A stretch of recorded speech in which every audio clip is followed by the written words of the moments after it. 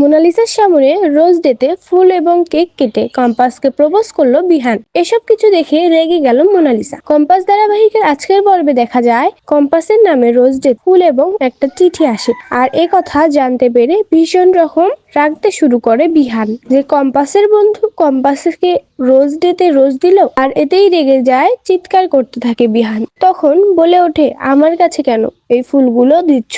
যাও, উপরে কম্পাস আছে, কম্পাসের বন্ধু পাঠিয়েছে না, তাকে গিয়ে দাও, সেই চিঠিটা পড়বে। আমি এই ফুল নিতে পারবো না। উপর থেকে সবকিছু দেখে হাসাহাসি করতে থাকে কম্পাস। তখনই বিহানের মা বলে, কি ব্যাপার কম্পাস, তোর কোন বন্ধু এমন তোকে ফুল দিয়েছে, তোকে চিঠি দিয়েছে? কম্পাস তখন বলে, মা আমি এখন এগুলো জানি না, আমি এখন এসব কিছু বলতে পারবো না, এখনই আমাকে এখান থেকে বের হতে হবে। চলো, এ বিষয়ে তোমার সঙ্গে আমি পরে আলোচনা করব। কম্পাস এবং ঋতুজা সেখান থেকে বেরিয়ে পড়ে। অন্যদিকে কিছুক্ষণ পরেই বাড়িতে হাজির হয় মোনালিসা, বিহানকে সারপ্রাইজ দেওয়ার জন্য অনেকগুলো ফুল নিয়ে এসে। আর বিহানকে বলে, হ্যাপি রোজ ডে, তোমার জন্য আমি ফুল নিয়ে এসেছি।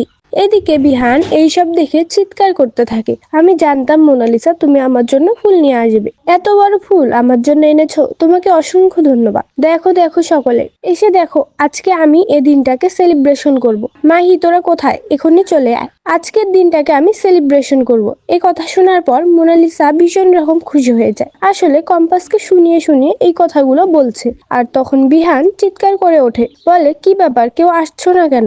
এক্ষুনি কেক অর্ডার করো আমার জন্য, আমি আজকেই বাড়িতে সেলিব্রেশন করব। অন্যদিকে দেখা যায় অভিজ্ঞান দত্ত মুক্তিমাসীকে বলে, তোমাকে যে করেই হোক ওই বিহান চৌধুরী বাড়িতে প্রবেশ করতেই হবে। দেখো ডিকে কিন্তু ইতিমধ্যেই কাজ শুরু করে দিয়েছে, যে করেই হোক ফর্মুলাটা আমাদের চাই। তাই একমাত্র ভরসা হলো এখন তুমি পারো ওই বিহান চৌধুরীর বাড়িতে গিয়ে কম্পাসকে কিছু একটা করার ব্যবস্থা করো, যেন খুব তাড়াতাড়ি এই ফর্মুলাটা আমাদের হাতে চলে আসে। এদিকে তখন এই মুক্তি ভাবতে থাকে, কি করে যাব? হঠাৎ করেই কাকে যেন ফোন করে বলে, আমাদেরকে রেডি হতে হবে, বিহান চৌধুরীর বাড়িতে যেতে হবে। অন্যদিকে কম্পাস তার মায়ের অসুস্থতার কথা জানতে পেরে যায়, তার মায়ের কাছে চলে আসে। কম্পাস তখন বলে, মা আমি চলে এসেছি, তুমি কেন এমনটা করছো? আমি তো আছি, তাই না?